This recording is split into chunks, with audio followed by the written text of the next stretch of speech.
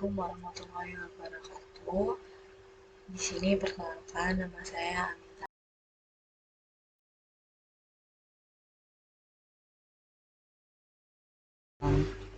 Dari kelas PTIA 2022.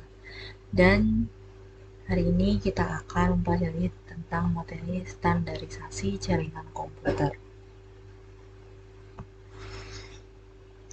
Di sini kita akan membahas OSI atau Open System Interconnection, cara kerja OSI, fungsi tiap layer pada OSI, TCP atau IP, dan UDP. Standarisasi jaringan adalah ketentuan yang harus dipatuhi oleh setiap merek. Standarisasi ini bisa disebut juga aturan main untuk jaringan komputer. Contohnya seperti saat kita membuat kabelan atau crimping kemarin. Dalam proses pembuatan kabel ada dua standarisasi, yaitu TIA atau EIA 568A dan TIA atau EIA 568B. Standarisasi ini harus kita ikuti untuk membuat sebuah kabel LAN. Karena jika tidak sesuai dengan standarisasi yang ada, maka kabel LAN sudah pasti tidak bisa digunakan. Lalu di sini ada model OSI versus TCP atau IP. OSI layer di sini ada 7 layer. Yang pertama ada physical layer, adalah layer utama yang berupa bentuk fisik ketika kita akan mengirimkan suatu data. Bentuk ini bisa berupa Ethernet, wireless, ATM, front relay, dan PPP. Layer ini juga mendefinisikan bagaimana NIC dapat berinteraksi dengan media kabel atau radio. Dan layer kedua adalah data link. Adalah layer yang berfungsi untuk mendeteksi MAC address dan juga berfungsi untuk menentukan bagaimana bit-bit data dikelompokkan menjadi format yang disebut sebagai frame. Lalu yang ketiga ada network layer. Adalah layer yang menyediakan fungsi routing sehingga paket dapat dikirimkan keluar dari segmen network lokal ke suatu tujuan yang berada pada suatu network lain.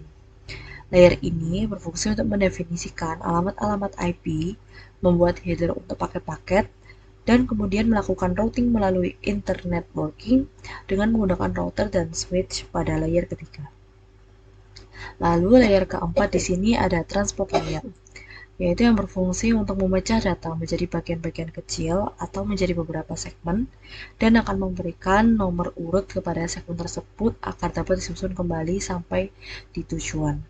Di layer ini terdapat dua protokol, yaitu TCP atau IP dan UDP. TCP ini adalah protokol yang dapat dikendalikan jika kita menghendaki untuk berhenti TCP tersebut akan patuh terhadap perintah yang akan diberikan. Sedangkan UDP adalah protokol yang tidak dapat dikendalikan dan akan terus-menerus membroadcast tanpa mempedulikan korbannya. Biasa digunakan untuk virus apapun pada game online. Lalu yang kelima ada session layer, yaitu yang berfungsi untuk mendefinisikan bagaimana koneksi dapat dibuat, dipelihara, dan dihancurkan. Atau bisa diartikan juga beberapa sesi yang kita berikan ke setiap pengguna. Lalu yang keenam ada presentation layer, yaitu yang bertanggung jawab bagaimana data dikonversi dan diformat untuk transfer data. Konversi sendiri ada 3, yaitu yang pertama ada enkripsi, artinya apa yang kita ketikkan akan langsung diubah menjadi model tertentu. Pada umumnya, lingkaran ataupun bintang yang terjadi ketika kita menuliskan password. Lalu yang kedua ada deskripsi, adalah apa yang kita ketikkan akan langsung terlihat tanpa diubah menjadi suatu simbol. Yang ketiga ada MIME, yaitu artinya standar internet yang berguna untuk memperluas format sehingga kita tidak perlu berubah menjadi sebuah kode terlebih dahulu. Contohnya konversi format teks ASCII untuk dokumen, GIF, dan JPG untuk gambar. Dan yang terakhir ada application layer, yaitu sebagai penghubung utama antara aplikasi yang berjalan pada suatu komputer dan research network yang membutuhkan akses padanya.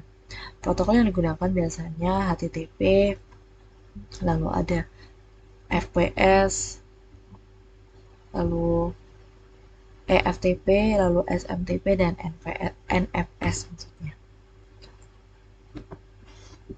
Lanjut, OSI model atau Open System Interconnection Model yaitu sebuah model jaringan yang dikembangkan secara resmi oleh International Standard Organization untuk melakukan sebuah standarisasi proses pembentukan jaringan yang sebelumnya dimiliki oleh masing-masing vendor pembuat jaringan komputer. Lalu, fungsi OSI tiap layer yang tadi sudah saya jelaskan. Lalu kita belajar di TCP atau IP.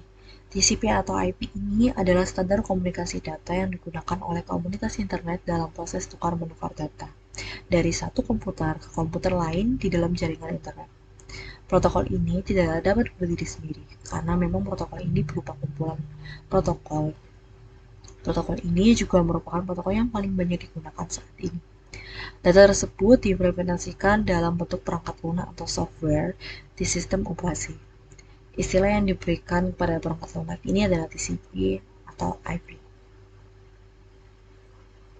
Lalu di sini cara kerja TCP atau IP yang pertama yaitu data graph dibagi ke dalam bagian kecil. Dua, kemudian pada lapisan TCP data dibungkus, lalu data graph yang dibungkus tadi dengan header kemudian dikirimkan pada lapisan IP. Di lapisan IP nanti diberikan header juga, lalu di IP mengarahkan datagram ke tujuannya. Lalu komputer penerima melakukan perhitungan, dan jika tidak cocok, maka datagram akan dikirimkan kembali. Lalu di sini ada UDP atau User Datagram Protocol. Salah satu protokol yang menjadi lapisan transport TCP atau IP tadi, sehingga mendukung atau memungkinkan terjadinya komunikasi yang tidak andal atau unreliable. Tanpa adanya koneksi antar host jaringan yang menggunakan TCP atau IP, protokol jenis ini didefinisikan dalam RFC 768. Melalui UDP, aplikasi maupun software dapat mengirimkan pesan kepada komputer lain di dalam jaringan lain tanpa perlu melakukan komunikasi awal.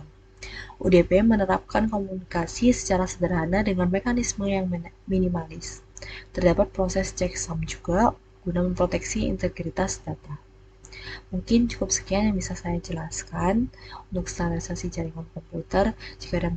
Jika ada salah, mohon maaf. Wassalamualaikum warahmatullahi wabarakatuh.